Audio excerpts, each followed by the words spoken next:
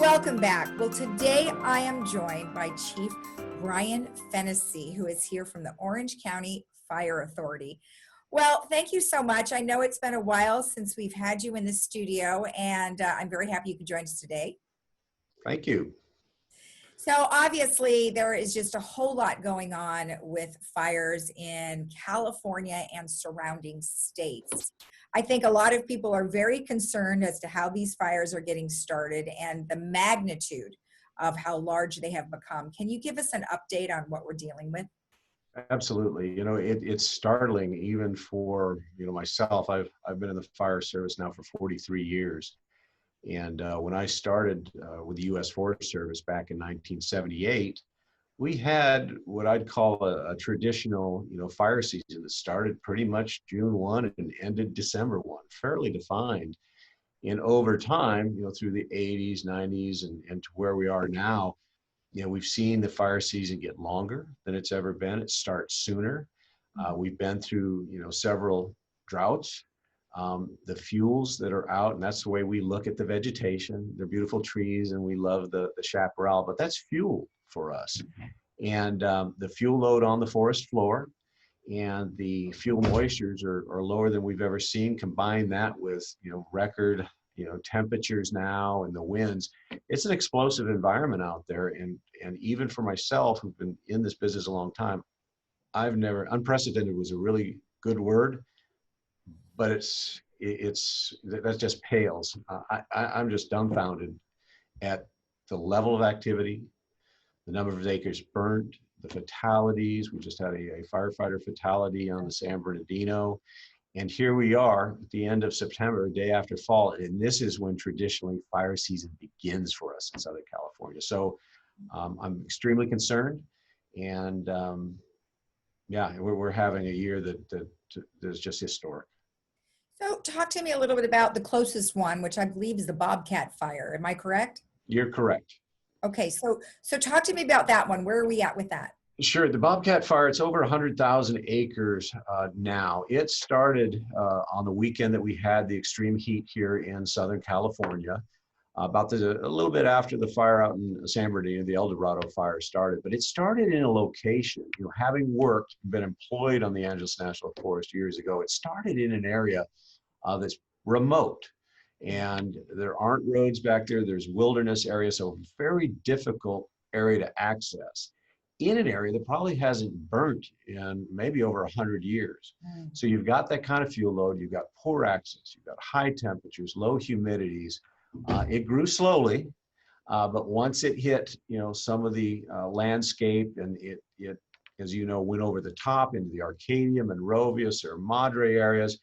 And as that was contained, the fire continued to burn in the backcountry to a point now where it's completely across the national forest and into the desert. And it's still in remote areas where they're having challenges getting fire line, around there. So it's going to continue to grow. Now, which one is the one that is threatening the observatory? That would be the Bobcat fire. Oh, it is. Okay. Yeah. So if you can imagine, Mount Wilson, if you've ever been up at Mount Wilson, that back side of it, that north side, and typically in Southern California, the north side or aspect of any slope is going to be more highly vegetated because it gets less sunlight in Southern California. And so it's beautiful back there, big timber, there's a lot of wildlife back there, a lot of bears still, and it's just tragic that they're losing the landscape like that. What are some of the challenges that the firefighters have had? Man, multiple, right?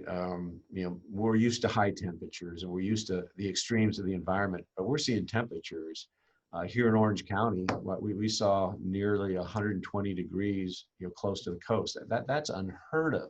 Well, the firefighters, are wearing their personal protective equipment. These are, long sleeve T-shirts under long sleeve Nomex shirts with helmets and packs of up to 50 pounds, and they're having to hike and lay hose and swing tools in this environment.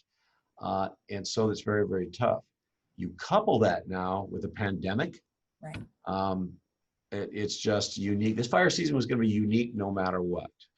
Prior to the fire season here in Orange County, we did a lot of planning. We prepared our crews, had multiple days of supply on the fire engines should they go out, multiple masks, multiple face shields, a number of things to protect them.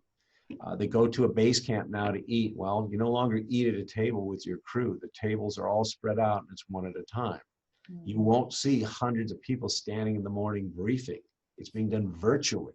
Wow. So there's been a lot of behaviors and things that have changed. And what I am quite pleased to hear is with all the fire activity up and down the state, we're not seeing huge surges in the fire camps or among the firefighters. There are some that are getting ill and they're being quickly dealt with, but you know, it's taken a lot of preparation to get there, Lisa. Absolutely. I imagine. And like you mentioned, it's difficult, especially when they're in the remote areas. Heat exhaustion must be a real big concern, especially with the additional equipment and face masks and things like that. Are you seeing a lot of that? We are, and certainly with the firefighters at the fires, I mean, the key to that obviously is hydration. But another key to that, you have to be in physically fit condition, you know, to be able to adapt to that environment. And you have to be, you know, pretty quick to realize when you're starting to suffer from the signs of heat exhaustion, nausea, dizziness, those sorts of things, because if not treated or stopped right away, it will escalate to a point where you will be sick and you won't be able to do the job. Beyond that, you then go into heat stroke, which is a life-threatening problem. So, you know, the firefighters here in Orange County are very aware of the signs and symptoms of that, but certainly we're seeing that more with the high temperatures. And my understanding is early next week, we may be experiencing, I don't know that they'll be at the same extreme, but very high temperatures for this time of year. Yes, exactly. Exactly. You know, let's talk about the actual fires themselves. I know at one point there was discussion that there was lightning strikes, and then we found that there were people that started arson. I mean, where are we at with that? You know, 85% of all the fires here in California are man-caused. And that doesn't necessarily mean arson. There are people out trying to do the right thing and clear the defensible space, but perhaps they picked the wrong day to do that and are using power tools and, you know, the time of year when the vegetation is dry.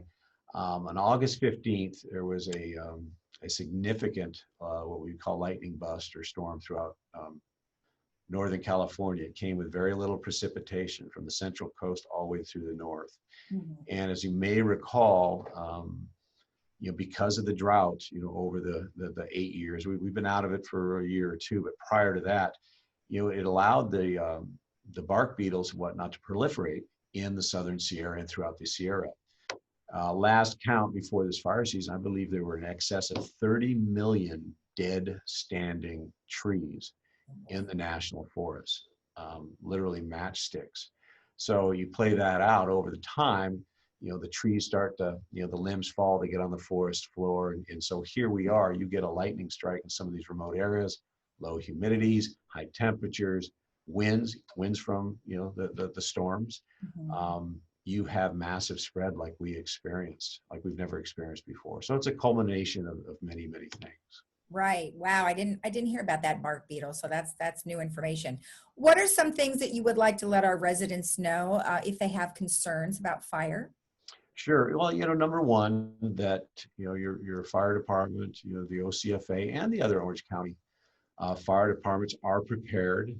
We spend all year preparing and training, and because it really has become a year-round fire season.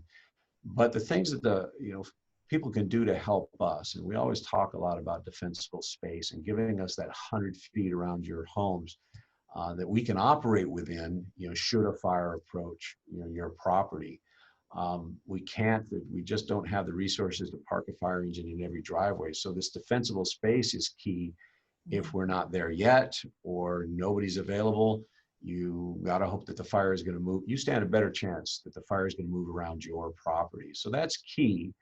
And those are things you can do, not, you know, during the off season, but certainly during the season with care.